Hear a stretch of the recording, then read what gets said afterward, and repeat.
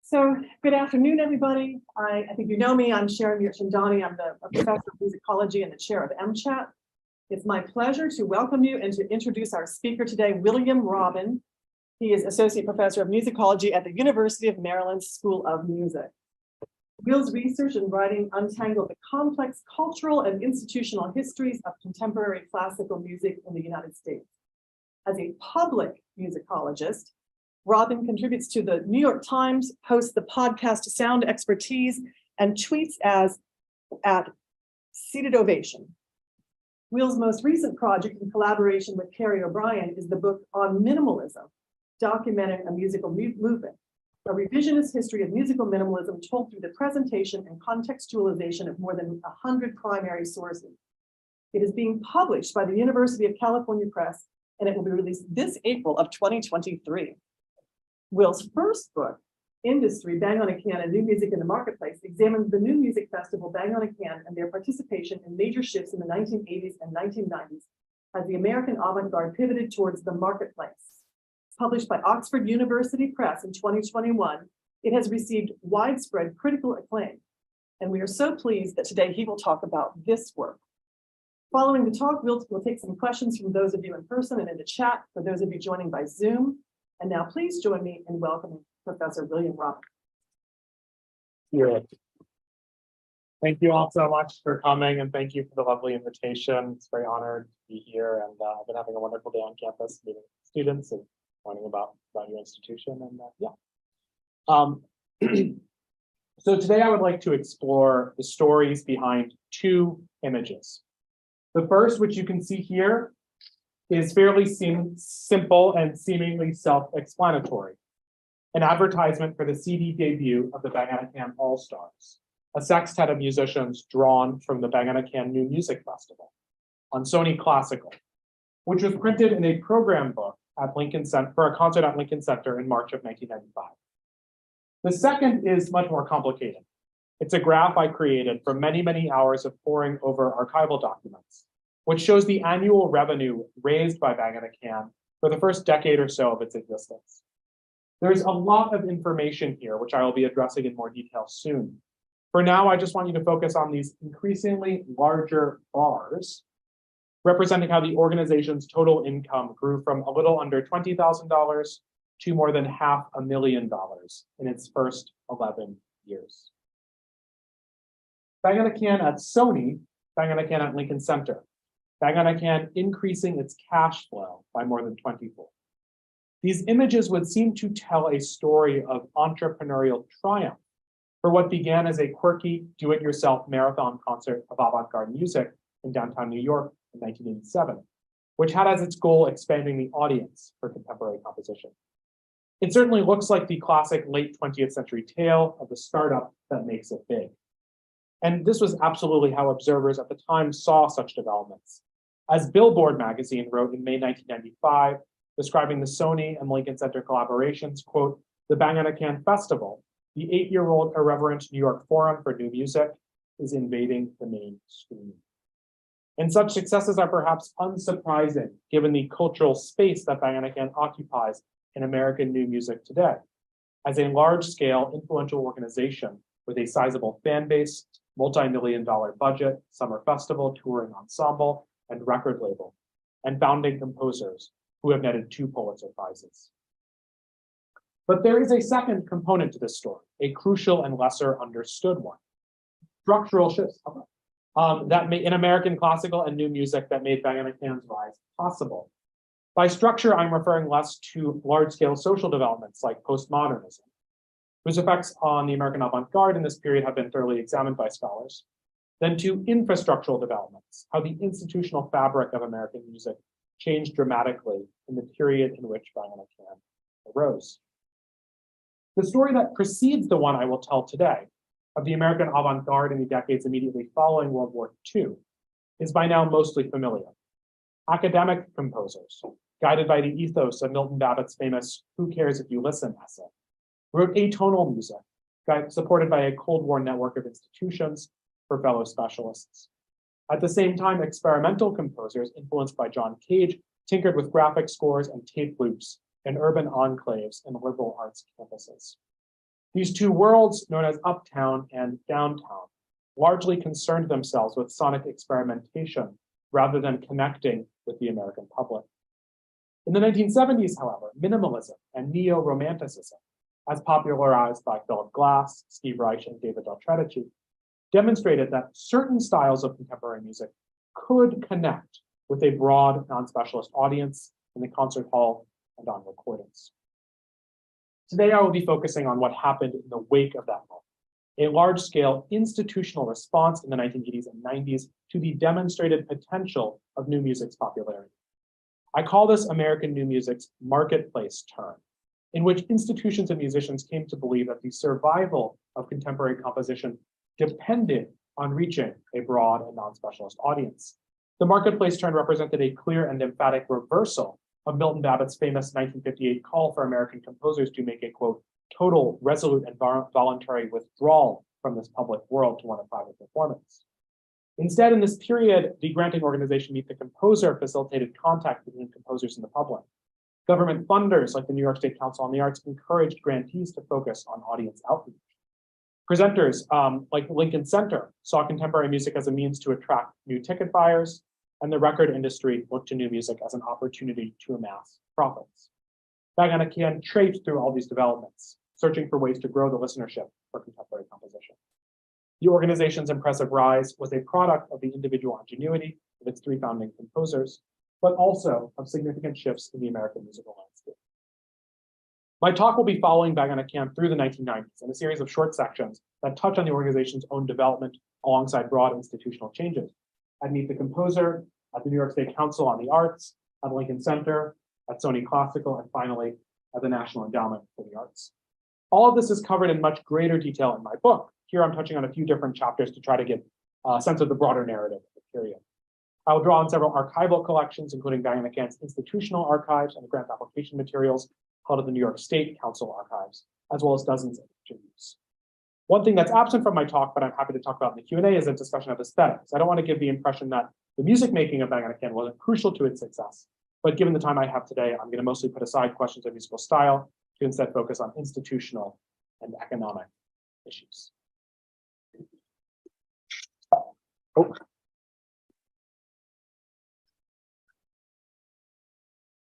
Let me shrink this Zoom thing actually while I have it.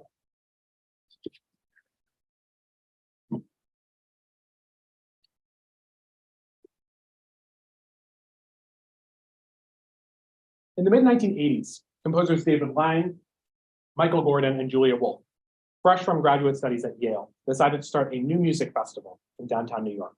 They had tired of the kind of concerts that seemed to cater exclusively to a small clientele of fellow composers, whether academics in the uptown scene around Columbia University or experimentalists in the downtown scene around the Kitchen. Quote, when I was in music school, the prevailing discourse was that there was no audience for this music, Gordon later wrote. Julia, David, and I challenged that assumption. They heavily promoted the concert, which they cheekily called the Bang on a Can Festival, mailing out flyers, hanging posters, and pitching newspapers for coverage. They kept ticket prices low, sold beer at the venue, an art gallery in Soho, skipped traditional concert trappings like program notes, and curated an eclectic array of new music, which unfolded over a 12-hour marathon, from Steve Reich to John Zorn to Milton Babbitt to Pauline Oliveros. The approach worked. The gallery reached capacity with more than 400 attendees dropping by into the early hours of the morning. Our aim in 1987 was to build an audience, Gordon wrote. By such measures, Bang on a Can had succeeded. In subsequent years, Lang, Gordon, and Wolfe continued programming annual Bang on a Can marathons and soon expanded into multi-event festivals housed at the Rap Arts Center on the Lower East Side. These concerts received enthusiastic coverage from the New York Times and the Village Voice.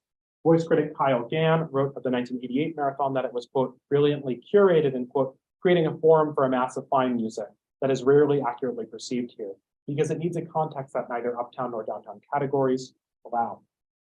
By 1990, attendance for a full week of Bang on a Can concerts reached more than 2,000. That year, they had mailed 35,000 flyers, tapped significant advanced press and radio coverage, and brought in guest ensembles from Amsterdam and Montreal. They had been able to do so in part due to several years of remarkable fundraising. as you can see in this chart. This is the same data as that earlier graph, just focused on the period from 1988 to 1991. In these early years, Bang & Can's largest increase in income came from foundations, which is the blue chunk at the bottom of each bar. You see it growing quite substantially, to which they relentlessly submitted grant applications. Quote, we'd go to meetings, we'd talk to people, beg people, we would look at other people's materials, Lang recalled. We'd go to a concert of Speculum Musicae, which was an academic new music group. They'd go, we're funded by the Ditson Fund. We'd go, if the Ditson Fund is funding this, why can't they fund us? Bang & Can's digital archives include hundreds of grant applications in which the founders honed and adapted their message to appeal to different funders. But part of their financial success was also due to the organization's audience-focused mission, which was one shared by many public and private sponsors in this period, such as Meet the Composer, Bang & Can's single largest funder in 1991, awarding more than $25,000 in grants that year.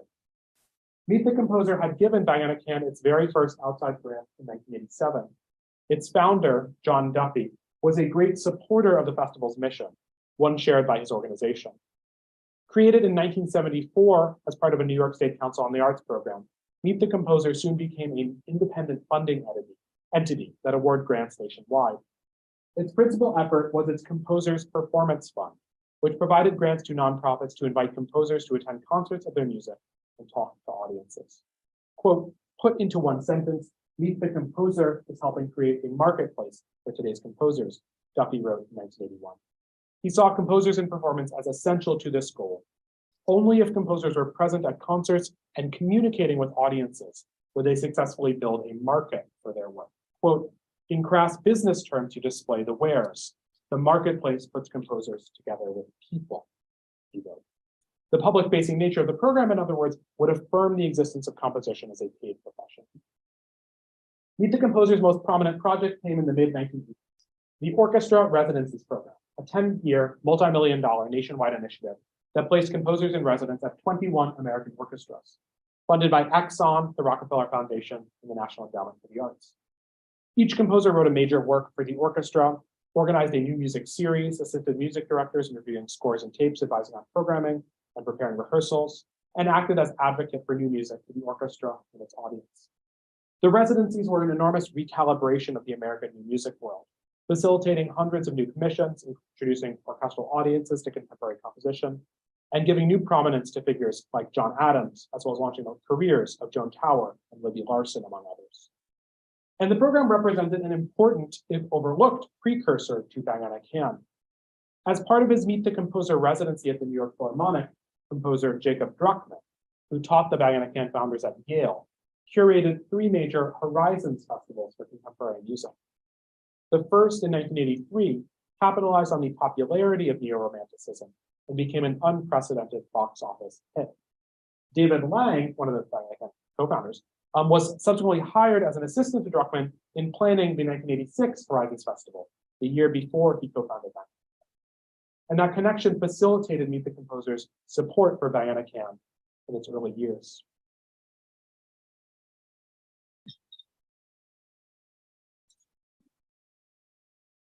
Bang & Can's audience orientation also helped it receive significant public funding at the federal, state, and local level, at a time in which government arts agencies, imperiled by budget crises and attacks from the religious right, were also looking for the recipients to demonstrate relevance. Beginning in the late 1980s, for example, the New York State Council on the Arts, the state's public arts granting agency, began considering audience outreach as a funding criteria. A 1990 council handbook included the stipulation, quote, applicants are expected to try and reach as wide and diverse an audience as possible, and asked applicants, quote, what efforts are you making to expand the outreach of your organization? For some, these questions provoked outrage. In a January 1991 New York Times column titled For Contemporary Music, Times Are Hard, critic Alan Kozin interviewed directors of several longstanding ensembles, all of whom faced significant cuts to their funding from multiple sources, including the New York State Council or NYSCA.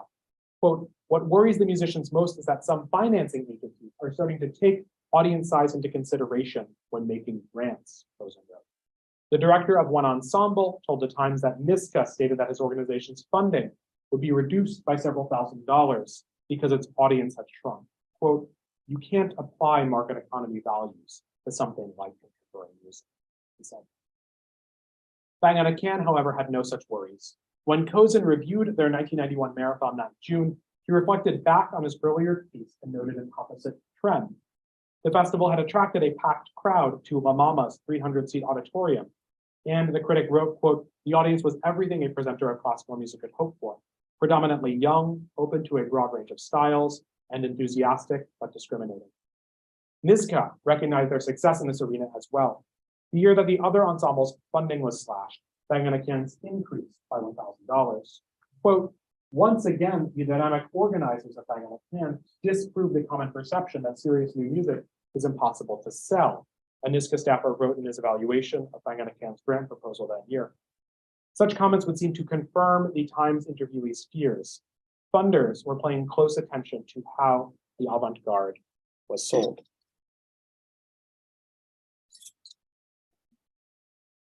Around this time, Gordon Lang and Wolfe found a new way to expand their audience's reach and audience, the Bang on a Can All-Stars.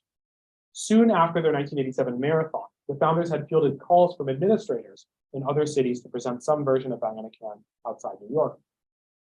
The logistical challenge of mounting a marathon of mixed instrumentation works in an unfamiliar city was daunting.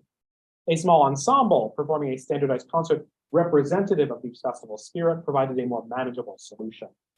In 1992, the Bang on a Can All-Stars made its debut, a sextet comprising percussionist Stephen Schick, bassist Robert Black, cellist Maya Beiser, clarinetist and saxophonist Evan Zipporin, pianist Lisa Moore, and guitarist Mark Stewart.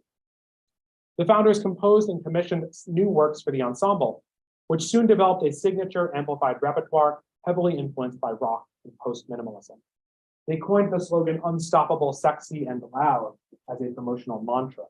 A mid-90s press kit described the ensemble as a, quote, "coming together of the most brilliant and provocative performers.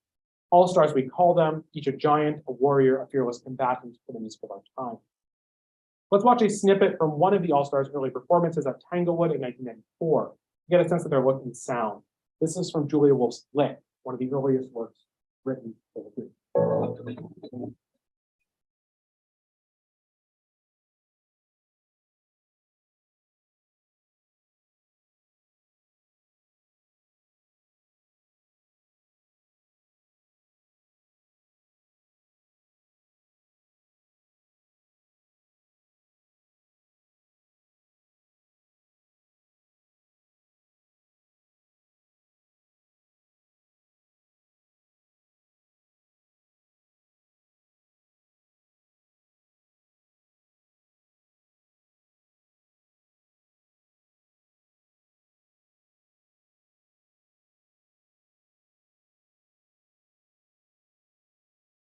Note that a lot of what you see here is by now fairly standard for new music ensembles. Amplification, electric guitar, colorful outfits, headbanging, but was still fairly uncommon in the 1990s.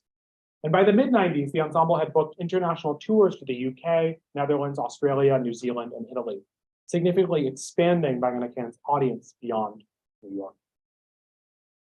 As its audience expanded, so too did Bang on a Can's revenue.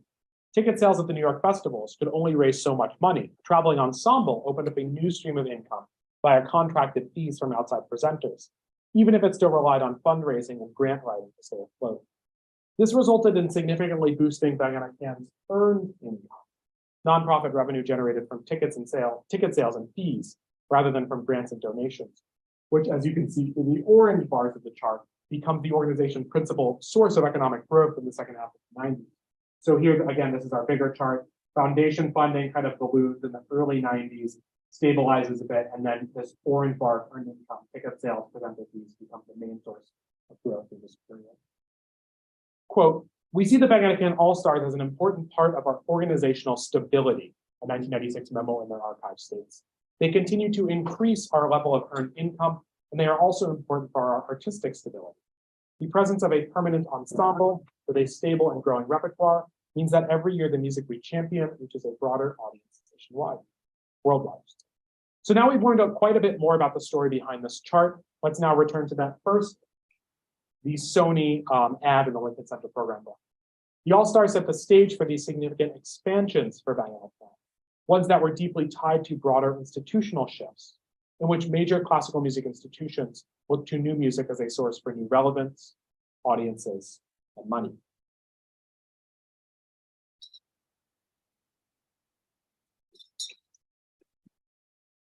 In March 1994, the All-Stars made their debut at Lincoln Center to a sold-out crowd at the Walter Reed Theater as part of the Great Performers series. Critics speculated wildly about what it meant for these two organizations to collide.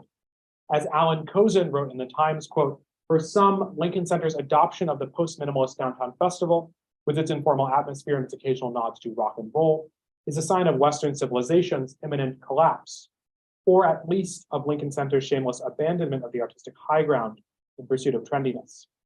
The alternative fear is that Bang on a Can, having allowed itself to be absorbed by Lincoln Center, will surrender its quirkily omnivorous character and be sucked into the bland mainstream."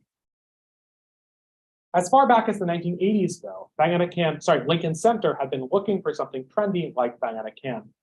Across the East River, the Brooklyn Academy of Music's Next Wave Festival had proven that the musical avant-garde could reach over new audiences. In 1981, they had sold out a 5-night run of Philip Glass's opera Satyagraha, attended by nearly 10,000 people. With its focus on Glass, Laurie Anderson, and other prominent interdisciplinary experimenters, BAM's Next Wave tapped into a young and diverse crowd who were not otherwise found at classical music presenters, which its director characterized as a Soho audience. By the late 80s, 80% of Next Wave's audience was under the age of 40 and 23% under the age of 25. Lincoln Center naturally wanted its own Next Wave, and in July 1987, 2 months after the first Bang on a Can, launched Serious Fun, a 2-week festival of of experimental music, theater, and dance. Quote, "We would like to expose our traditional Lincoln Center audience to a form of art they would not otherwise be likely to see," the president of Lincoln Center told the Times about Serious Fun. "More important, we want to attract a new and perhaps younger audience to Lincoln Center." They did, if not quite at the same levels as Next Wave, and these revitalization attempts continued with the hiring of Jane Moss as director of programming at Lincoln Center in 1992. In many ways, Moss was an unusual choice. She had been an administrator for 2 theater organizations and worked as an arts consultant, but had no experience programming or booking concerts. And her introduction to the music world was actually quite specific. Moss had worked as executive director of Meet the Composer, which I talked about earlier, in the late 1980s. Quote, "That grounding in contemporary music as my first music outing definitely affected how we looked at things at Lincoln Center," she recalled when we spoke a few years ago. "I was hired as a change agent," she continued. "What was happening in the classical music world was that the old formulas were not working the way they used to. The Great Performers series had become a financial liability as it required costly name brand musicians to fill seats and audiences were declining. Moss instead shook things up by emphasizing repertoire and composer-driven programming, as well as an emphatic attention to contemporary music. This included in her first season a 3-concert spring series featuring Bang on a Can, 2 All-Stars recitals, and the annual marathon. To New York Magazine, she described the collaboration as a, quote, "offshoot of Serious Fun." Quote, "It's about a younger, different audience, and the marathon is a different kind of concert-going experience. It encourages people to come and go and mingle in the lobby. Bang on a Can achieves another goal of mine, which has been to experiment with different kinds of concert formats." For Bang on a Can, the audience invitation from Lincoln Center offered similar audience potential. Wolf told a critic that, quote, "It satisfies what we wanted from the very beginning, which was to reach a bigger audience, to make this music part of what everybody thinks of, part of the culture." With a capacity of over 1,000, Lincoln Center's Alice Tully Hall offered the largest seating yet for any New York marathon. Walter Reed Theater had a capacity of about 268, and both of the All-Stars concerts there in 1994 sold out. The first Lincoln Center marathon at Alice Tully did well with a bit under 815 attendance, and subsequent marathons sold out. Bang on a Can was given total creative control over what works it programmed and what outside groups would be brought into play. Moss wanted the festival to retain its independent curatorship. Marathon tickets were priced at $15 for a full day of music, consistent with past festivals and lower than Lincoln Center standards, though some downtown Bang on a Can fans apparently had trouble getting advance tickets before it sold out because Lincoln Center needed a credit card and they didn't have one. Bang on a Can convinced Moss to fill Alice Tully's lobby with folding chairs and tables with umbrellas for the marathon. People could mingle, talk, eat, and drink beer. And Lincoln Center also provided some important administrative relief. Quote, "We were really burnt out because it was just the 3 of us really doing most of the work," Julian Wolf recalled of the period before the Lincoln Center collaboration. In a 1995 grant application, Bang on a Can wrote that, quote, "In these lean times, often the only way small presenters can survive is by sharing resources and collaborating with other organizations." Lincoln Center handled expenses from the hall, marketing, and stage labor. Bang & Can paid for everything else: fees, travel and accommodation for artists, rental for instruments, music and rehearsal space, sound and tech crew, and some additional advertising and PR. Lincoln Center kept what they made at the box office and gave Bang & Can a straight fee in return.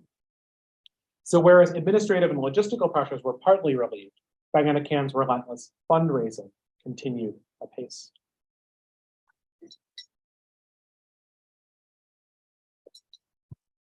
As far as powerful people in classical music who heard, liked, and then booked Bang & Can, Moss is certainly the most important. But a lesser-known figure also played a key role in Bang & Can's growth: the British composer Martin Harry, who was working for A&R at Sony Classical in Hamburg in the early 1990s. In November 1993, Harry heard the All-Stars play at the Huddersfield Contemporary Music Festival in England for one of their first tours. Quote, "I was just completely blown away by that gig," he recalled to me. The All-Stars made a persuasive case in concert. Harry was, quote, "struck by the incredible energy of the individual performers," and, quote, "creativity was bursting from all corners." Harry had been working on a proposal for a new contemporary music imprint on Sony and was considering a CD of works by David Lang recorded by the All-Stars. When they met, Lang said he responded, quote, "Why do you want to play my music? Why do you want to put out my music? I represent this organization. You could put out my whole organization." Bang & Can had already released 3 live albums with the academic label Composer Recordings Inc. as part of its emergency music imprint, a new attempt to rebrand the label to be hipper and more downtown focused. But signing with a major label like Sony Classical was a huge step forward. Their first record in 1995, Industry, combined music by the 3 founders and the Dutch composer Louis Andriessen, and was recorded in a London studio with high production values. The profile of the Sony label helped the All-Stars book additional international tours. But again, this development was not just the result of the whims of Harry's taste or the creative energy of the All-Stars. In the mid-1990s, major classical labels unexpectedly began investing in new composers, new compositions, and new institutions like Bang & Can in the hopes of turning new profits. It was a response to an unusual moment. In April 1992, the label Nonesuch released a new recording of the Polish composer Henryk Górecki's Symphony No. 3, which became an unforeseen smash hit, dominating the US Billboard classical charts and ultimately selling more than 1 million copies. In previous decades, there had been some strong signs that new music could be viable in the record market. In 1978, the experimental jazz label ECM released the first recording of Steve Reich's music for 18 musicians, and it sold more than 100,000 copies. Robert Hurwitz, who had worked at ECM, became director of Nonesuch in 1984 and signed contracts with Reich, John Adams, and the Kronos Quartet. Over at CBS Masterworks, the precursor to Sony, executives tried to milk Philip Glass's crossover success, signing their first exclusive contract with a living composer since Copland and Stravinsky, and releasing his Walkman-friendly cassette, Glassworks, in 1982, which sold more than 200,000 copies. But the Górecki Symphony was on an entirely different scale. By February 1993, it had reached number 6 on the British pop charts and was selling approximately 10,000 copies a day. Quote, "Górecki had unwittingly demolished the Iron Curtain between high art and mass consumption," journalist Norman Lebrecht wrote that April. A symphony, he demonstrated, could attract as many followers as Madonna. Such a potential following manifested at a crucial moment for classical label executives.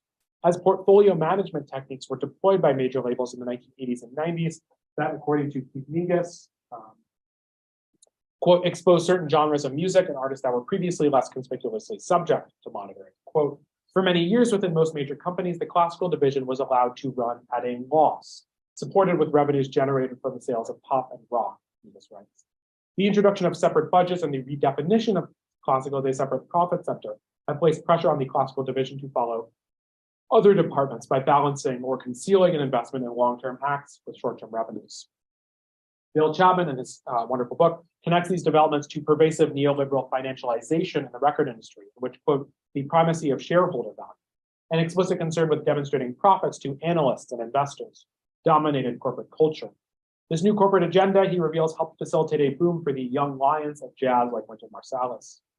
In the classical world, however, major labels have largely focused on crossover projects like the 3 Tenors to fulfill these sales needs. Górecki showed that new music might as well. In the immediate wake of the Górecki phenomenon, BMG launched the imprint Catalyst, and Philips initiated the line Point Music, both dedicated to contemporary composition. And Sony asked Martin Harry to brainstorm its own new music imprint, which came to feature Diana Can. As New York Magazine put it in March 1994, quote, "The classical record industry has made a startling discovery. There is money in new music." Unfortunately, industry was not as successful in sales as Bang & Can and Sony had hoped. And its follow-up, Cheating, Lying, Stealing, also did not make it onto the classical charts. Quote, "Monks, tenors, and Beethoven are dominating classical record sales," wrote Billboard that fall, referring to the soundtrack to the Beethoven biopic Immortal Beloved, the Three Tenors, and the Gregorian Chant album that went triple platinum. But labels are looking ahead to the next thing, the article added, including new music. Still, there were risks. Quote, "Forays into this area are fraught with peril, of course. Neither DG's Todd Levin recording or Sony's Bang & Can made a huge impact this year."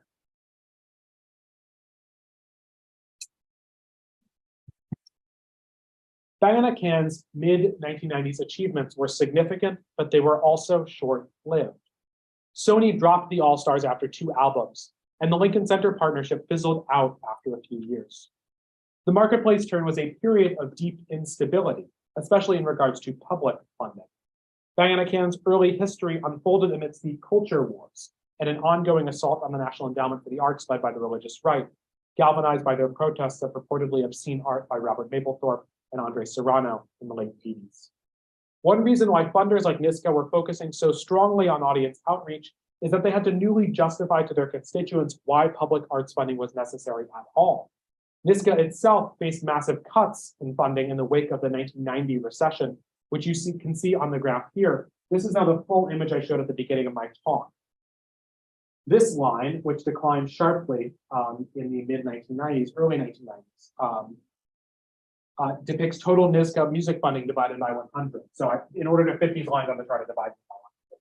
But so we basically go from around $600,000 to around $300,000 of music funding in the NISCA program through the 1990s. Attacks on the National Endowment for the Arts proceeded through the 90s, culminating in 1995, when a new Republican congressional majority led by Newt Gingrich voted to slash its funding by 40% and eliminate nearly all grants awarded to individual artists.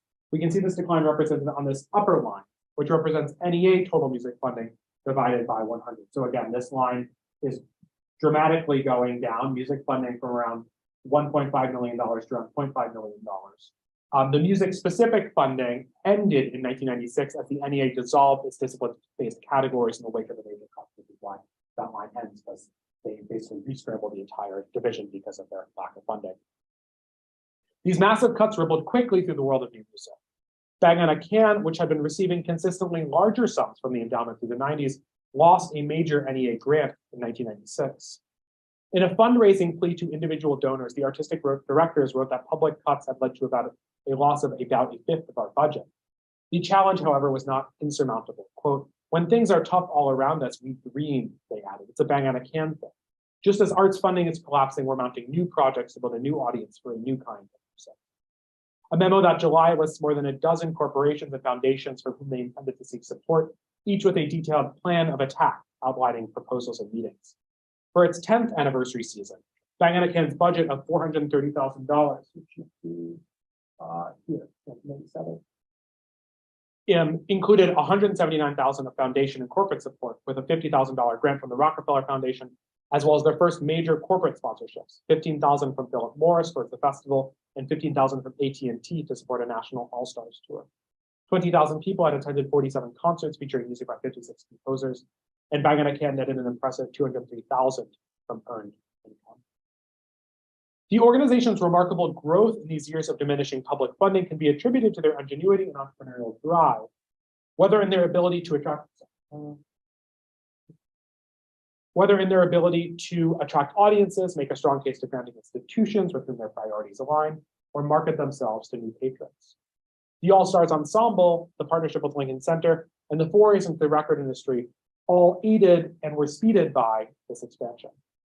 But Bang & Can's growth was also clearly shaped by structural changes in the funding landscape during the marketplace turn. Granting organizations, including the NEA and NISCA, were eager to subsidize the development, long-term development of arts institutions that could demonstrate that they could withstand the climate of public austerity.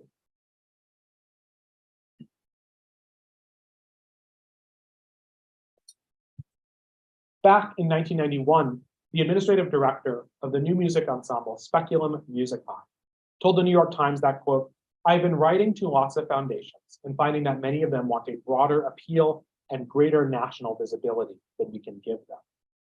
By contrast, Bang & Can had found that broader appeal, dedicating significant resources to fundraising from foundations, corporations, and individuals, and marshaling the facts, figures, and rhetoric attesting that they could subsist in this new reality. In a 1999 program review, a NISCA staffer wrote of Bang & Can that, quote, "The artistic force still remains with its founding trio, who appear to have a marvelous combination of street smarts, idealism, and sophistication that keeps this often colorful and at times wacky series of events afloat. Fundraising and clever marketing continue to produce new audiences and contributors. Staff salutes this remarkable organization and is pleased to recommend increased multi-year support." Bang & Can was adapting to what has become the default mode of American arts funding in the 21st century, patching together income streams from many small sources, scrambling for grants, and attempting more and more to petition individual patrons to open their wallets. But in the wake of the Great Recession of a decade ago, the institutional infrastructure that supported Bang & Can's earlier efforts has eroded even further. In 2011, Meet the Composer merged with the American Music Center to become New Music USA, a grant-making and media organization that perpetuates the work of Duffy, but on a much smaller scale. In 2019, it awarded a little over $1 million in grant support, only a fifth of the annual funding that Meet the Composer provided composers back in 1990. The National Endowment for the Arts and state arts councils have recovered somewhat since the 1990s, but still reflect only a fraction of their past budgets and influence. Beginning with the rise of Napster, continuing through the age of iTunes downloads, and now in the era of streaming services, the record industry is a shadow of its former self. And it remains to be seen what the nonprofit arts world in the United States will ultimately look like in the 2020s as the never-ending pandemic slows and concert life fitfully resumes its quote-unquote new normal. After canceling a major festival in Brooklyn planned for May 2020, Bang & Can hosted a series of marathons live streamed from the musicians' homes on Zoom. The multi-venue festival, Long Play, was finally held last year and appears to be settling into a new annual tradition. Through the pandemic, Bang & Can helped its fellow musicians, commissioning new works and planning for an unclear future. But there was no marketplace to turn to. Without concert tickets to sell, earned income for most nonprofits plummeted, and arts organizations instead scrambled to appeal to individual donors. Many institutions, and especially freelance musicians, are still picking up the pieces. How these tumultuous years will ultimately affect the world of new music still remains uncertain.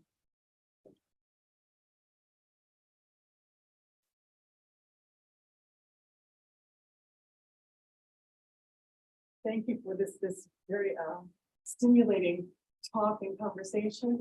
Thank you. Willing to take questions from audience members here and on Zoom. If you I can pull up the Zoom chat in case anyone wants to pipe in over there too.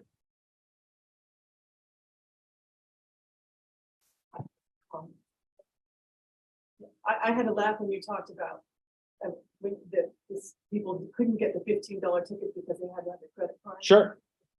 And then I thought about today where sometimes you have to pay with an app, and then you have older people who can't pay because they Sure. don't have the Yeah. app. Well, yeah, I mean, people just used to not have credit cards. It's like, yeah, you would go to a concert and in your community, and you just pay at the door and go in. And this is, this is a bit different from some of their long-time things. There are many interesting points about.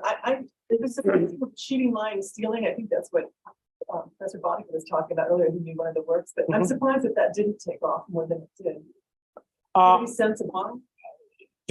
So in terms of their work with Sony didn't really get them, as my sense of what happened. They tried to get Peter Gelb was the president of Sony at the time, who is now the head of the Metropolitan Opera, and Peter Gelb basically kind of turned Sony around and made it very much this figured out a new technique for them in the mid-1990s. And part of that was he thought was new music. Part of it was film music, and that was the path that they ultimately took. Is that they they released the soundtrack to Titanic and sold. And so they were doing all of this kind of like cross corporate synergy type stuff by releasing, like they released the Red Violin, and so they get Joshua Bell to write to perform the Red Violin Concerto written by John Kirgliano. They package that as a CD, or Crouching Tiger, Hidden Dragon, a big hit movie with Yo-Yo Ma playing on it, who's a Sony artist. And so Bang & Can didn't really fit into that. I think they put it out hoping it would be hip. They did all this kind of somewhat silly advertising for it, but David Lang said they could never get Gelb to actually come to a concert to see what they do, and they kind of just fell through the cracks. And then after the second album didn't do well, Sony just kind of washed their hands of that, which was very typical in this period. Basically, besides Goretzky and Arvo Pärt and Glass and Reich, no one really got anywhere close to what the labels were looking for. So they kind of did some crossover things that turned out to be schlocky, and then just kind of moved on, which I talk about in much greater detail in the book. Well, you left us, with your predictions that it remains to be seen. Well, it's not a prediction because I don't know. A lot of what you talk about is it's East Coast centered, and New York centered. Sure. And I'm wondering if you have any thoughts about the picture of the Midwest and this, how does the Midwest fit into this? Or do you think regionalism is not really that important because now we're online and we're everywhere? I think regionalism is very important. I think it kind of depends on what you're talking about. This book does kind of stop in the late 1990s when certainly regionalism mattered a lot. Yeah. It's focused on New York in terms of understanding what's going on Bang on Can, but it's about the national environment for the arts more broadly, especially in terms of funding. So what's happening in New York vis-a-vis funding is happening in the rest of the country. But actually, there are some interesting things happening where, as the NEA is being kind of attacked, one of the other things that they're doing, that the folks who are attacking the NEA for being elitist are saying, all this money's going to New York, need to spread it out. And the NEA has actually, since that period, significantly shifted so that New York gets a lot less money than it used to, and money is kind of more evenly distributed across the states, which you can make a strong case that, well, that's important so that all states get equal funding, but also you can make the similar case that New York is the center of the arts world, so maybe they shouldn't, this is part of the politics of endless politics around any kind of national arts funding program. So yeah, when I followed the Bang on Can touring thing, where you kind of get a sense of, okay, what are the composer communities in these different parts of the country that are kind of accruing around that? That is the reason why Bang on Can might end up in Chicago or in LA or something like that. As far as what was the question? Does regionalism matter? Yeah. Yeah. I would say, because when I was at Bowling Music Sure. University, we had a new music festival. Sure. And I think it was one of the rare ones for that region and that Yeah. area. And we brought in people from the coast would come in, Right. would come in to play, and then people would perform the music. But I think it was very unusual, and at the time I didn't realize how special it was. Yeah, new music outside of New York and maybe LA and a couple other places is really a campus phenomenon, right? So it is the reason there's a thriving new music scene in Chicago is because there are a couple, University of Chicago and Northwestern put out a lot of composers, right? And that's, New York is really the exception in that it's not so much that Juilliard is pumping out composers, but it's that's kind of where the infrastructure, And so certainly that's the case in a place like Bowling Green, right, which is a destination for new music and has great composers on faculty, and will have a local-ish new music scene, although it's still mostly around campus. And so, part of what Bang on Can is trying to do is break out of that campus mentality, but it's also still drawing on that infrastructure that's existed for such a long time. And there are Midwestern places like Ann Arbor that were home for big avant-garde kind of communities in the 1960s, for example, and that still have kind of the tendrils of that. What's that great book by Richard? No, it's a fiction book about the composer Orfeo. Has anyone read that book? Fantastic book from about 10 years ago about a composer. It's kind of a fiction. Anyway, it talks a lot about Midwestern composition. You have some on the chat. Oh, question. The book was published shortly before the pandemic, Christian says. How do you think it would have changed if it was written a couple years later? I'd have to mention the pandemic in the end, which I don't think I do, thankfully. I personally, it would have changed if it was written a couple years later, because I probably wouldn't have finished it, because I've had 2 children since the pandemic started, not to mention the pandemic itself. But one thing that the book does is it very clearly, the final chapter of the book brings us basically around to the year 2000. And then there's a short epilogue that talks very briefly about 21st century developments, because I very much want, even though this feels like very recent stuff, I wanted it to feel as kind of historically bound as a study of whatever 1890s Vienna would, because I think it's important. We are 30 years now from the 1990s, and so it's important to identify that as a historical period, even though it might be hard for some of the folks in the room to think about it as a historical period. But a lot of the questions I end up getting when I talk about this project is people immediately jump to what's going on right now. And I'm like, well, let's kind of stay in that period and acknowledge it's different from what's happening now. Because so much, the world of contemporary music and the world has changed so fundamentally in the last 15 years, 23 years since 2000. And so the pandemic, I really don't, in part because I moved to more historical stuff once this book was done even more further back historically. I don't fully understand how the pandemic has really affected the world of music. I haven't really been a part of composer communities for a couple of years, and I haven't been able to get to New York except for like once, and so or really kept track of what's going on even that much. And I'm pulling myself off, so I've been very preoccupied having no children. So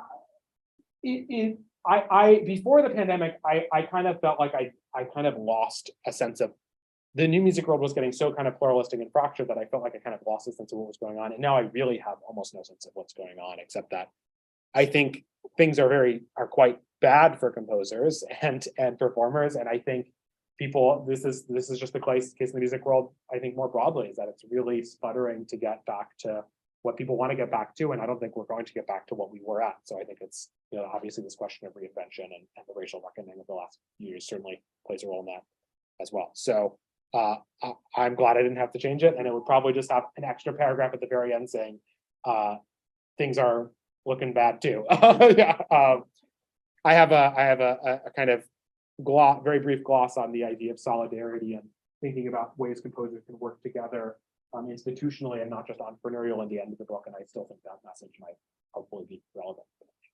Thanks, Christian. Thanks for attending. Are there any other things? I don't think so. I just see a couple of yeses. So thank you so much for sharing your work. One back there. Yeah. I find it interesting that you never mentioned the music. Yeah. How that impacted, Yeah, I mean, it's a big question. There are many reasons why I don't talk about this music talk partially because I wanted to hit a bunch of other things, but one is that it's very tricky because you have both. Two big topics of music are playing a role. One is the music presented by Bang Can, which in its very first marathon concert includes the music of 25 composers. So it's hard to even dig into that. And then the second is the music of the three founding composers, which always plays a significant role in Bang Can and tells you about their artistic trajectory. So in the book, I try to trace both. I try to talk about the shifts in what they're programming and why they're programming it. And then I also talk about the kind of individual careers and musical styles of the composers. One of the significant things that Bang Can does in its very first marathon is they say we want to be as eclectic as possible and try as many different kind of streams of contemporary music. And the thing that they talk about the most in that context is that they program a piece by Milton Babin and a piece by Steve Reich back to back, which are, if anyone knows about the world of these are opposing musical worlds. It's very kind of audience-friendly-ish minimalism and this very, academic atonality. And those composers are, they're not. If they weren't mortal enemies, they were symbolic mortal enemies in a way. They tell a story when they talk about this moment that the two composers, one arrived just as the other was leaving and they never talked to each other. And that was kind of symbolic for them of this idea that they wanted to bring these worlds together, possibly to kind of bridge that gap for themselves, even though it wouldn't happen for their previous generation. These are more older composers, a generation removed for them, or two generations. And also that they wanted to kind of embrace this eclecticism and clash of musical styles. But as this narrative kind of moves from the 80s to the 90s, and as they become very preoccupied with fundraising with the All-Stars, they also kind of have a pivot in their identity from thinking less about merging styles within contemporary music, atonality and minimalism, to merging different musical genres. So they talk a lot about the All-Stars. The rhetoric around the All-Stars is bringing classical music and rock together, as well as world music and jazz. So that kind of tracks well with what they're trying to do with the ensemble of getting a lot of tours, getting a lot of gigs, marketing it well. And so that's kind of part of one of the narratives of it, is moving from a kind of stylistic eclecticism to a genre kind of hybridity that I talked about. But anyway, I could talk about that for another 20 minutes, but yeah, thank you. Okay. Great. So thank you very much for your talk. Yeah, thank you so much. I appreciate it.